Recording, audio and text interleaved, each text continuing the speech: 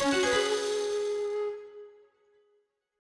going on, everybody? It's Rev, and welcome back to another Dauntless video. The Chainblades are seeing a lot more play recently, and they're a hot topic, I'll say. And with that in mind, I want to kind of talk about what makes the Chainblades the Chainblades.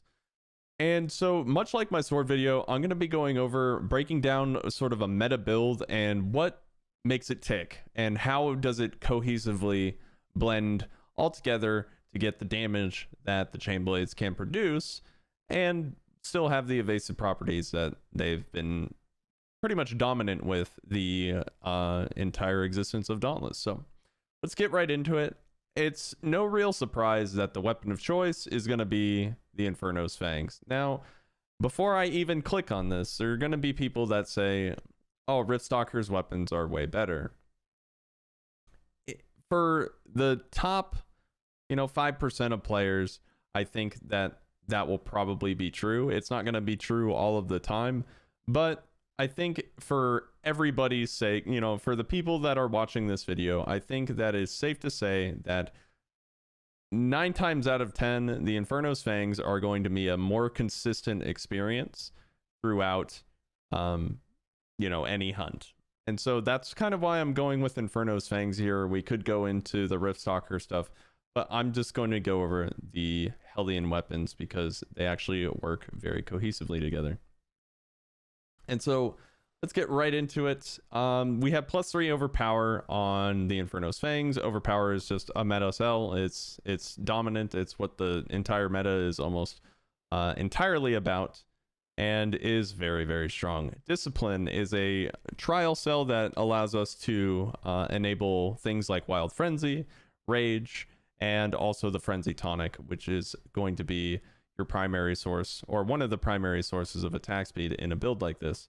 Now, Reaper's Dance is something that's definitely worth talking about. Reaper's Dance is the ability, it's your get out of jail free card.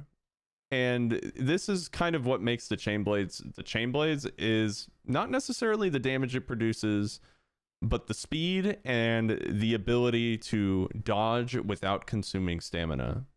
And it's very effective. You can convert your special into damage and bank that damage, similar to like a Warpike shot, but it doesn't cost you, you don't sacrifice damage like the Warpike does.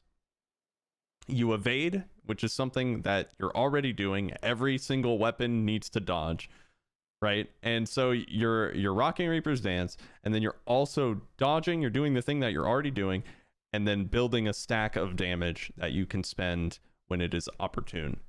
And while Reaper's Dance isn't something that you want to just like keep spamming, like you don't want to spam all of your stacks to get as many as humanly possible, because it does do a lot of damage, but you actually deal more damage by not spamming that. So that's Reaper's Dance in a nutshell. It's a very brief description. But Serrated Blades, let's talk about the mod.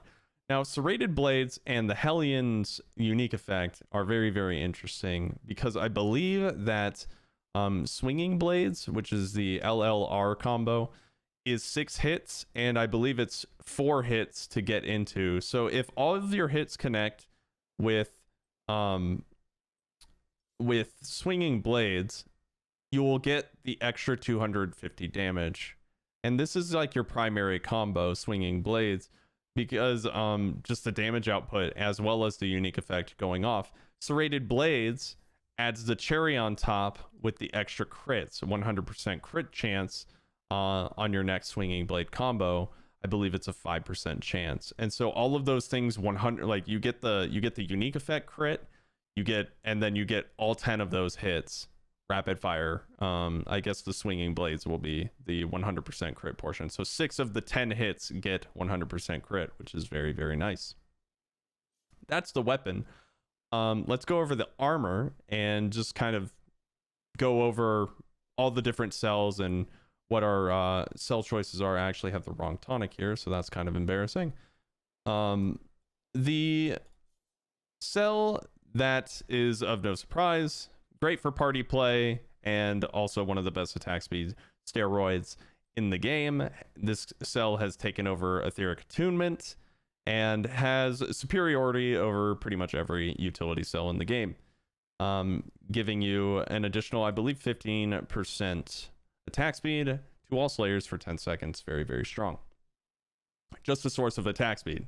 Attacking fast means more serrated blade procs, and just more attacks, higher volume, charging your special even faster so you can get more Reaper's Dance and also evade whenever you need to. It keeps that up. And let's move on to the chest. We have Rage Hunter, which is a very popular damage cell, as well as Rage, and we've already kind of gone over Discipline and how Rage coincides with pretty much, it was invented for that, you know, so it just put you at 50%. Malkarian's Grasp is kind of the new hotness with the introduction of escalation. You craft up there are two things that you want to craft up, like high priority: Malkarian weapons of whatever choice you want, and the Malkarian's Grasp. Those are the two hot commodities that came with the lightning escalation, and it's no surprise. It has Predator on it. Predator is one of the best damage cell perks in the game, so long as you can't get hit. Turns out the Chainblades are really good at not getting hit. And so naturally we have a additional +3 Predator to make us +6 Predator, which is 35% damage passively, which is almost as good as Rage Hunter by 5%. You know, it's missing 5%. But that's on all the time, so long as you don't get hit. Now, Volcanic Treads have seen play on and off, but this is just really to round out our Rage Hunter and Rage. This is a very strong piece of foot equipment, and it's seen in a lot of low light builds. Nothing really new or like outside of the box here. It's just really strong. And then as far as lanterns go, you can go with Drask's Eye or the classic It Remains Rapture and throw your conduit into there. That will give you extra damage or extra attack speed. Now, one thing I didn't really go over in my previous videos like this is it's important to play into elemental affinity. This is kind of just like an all-purpose like meta build to kind of just show you what you can do. Like if you went into an ice behemoth with this build, you would slay out. However, if you go into this with a fire behemoth, you're probably gonna just want to bring like a Boreas, you know, a Boreas Chainblades to get that damage back, because the elemental affinity is really, really important to play with some of the recent changes to Dauntless. Now, before I go over the consumables, I purposely saved this last cell for last because I think there's a lot of import in the order that I present information. And with that being said, discipline is very important, but also in the same vein, Berserker is also very important. And I get this question a lot: what cells, or like what should I get first from the trial shop? And if it were up to me, like if I don't know anything about what you like to do in Dauntless, like what weapon you play or whatever, I think that the top two things that I would recommend is one Berserker cell and one Discipline cell. If you're a sword main, you might want to get Avenging Overdrive. But as far as the Chainblades go, Berserker 3 and Discipline 3 can make a great build even more great. And so in the Light's Crown, we have Berserker, and I just kind of want to put things into perspective. With Berserker 6 and 10 stacks, you're essentially running another Predator. Turns out you can get, you know, one swinging blade combo is 10 hits, and so that stacks up really fast. It's almost like there is no ramp. You know, it's a couple seconds, maybe a second to ramp up, which is great. And so Berserker works probably the best out of all the weapons. Chainblades run Berserker the best, and Berserker 3 is very, very strong. Do not scoff at it just because it's a +3. That's really all I want to say. And then it's kind of run-of-the-mill tonics here. We have Frenzy tonics, which are just more damage, and as the fight goes on, you get more damage. 15%, and when the behemoth enrages, you get 30%. Pretty straightforward. Aether Drive tonic allows you to spam your lantern more.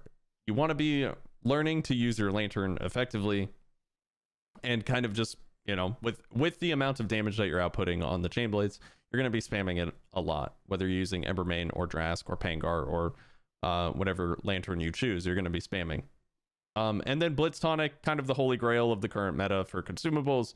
We have additional attack speed at, I believe it's going to put you at 20%. I haven't 100% confirmed that, but it's going to put you roughly 20% at 50% life, which Discipline is already putting you at, which is really good.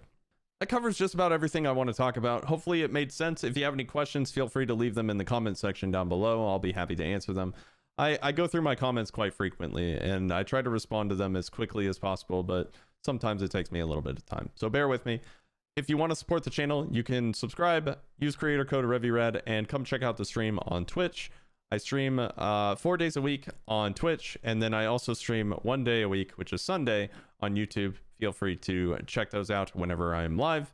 You can drop a follow there. Other than that, I believe that's everything. Everybody have a lovely day, and I will see you on the Shattered Isles.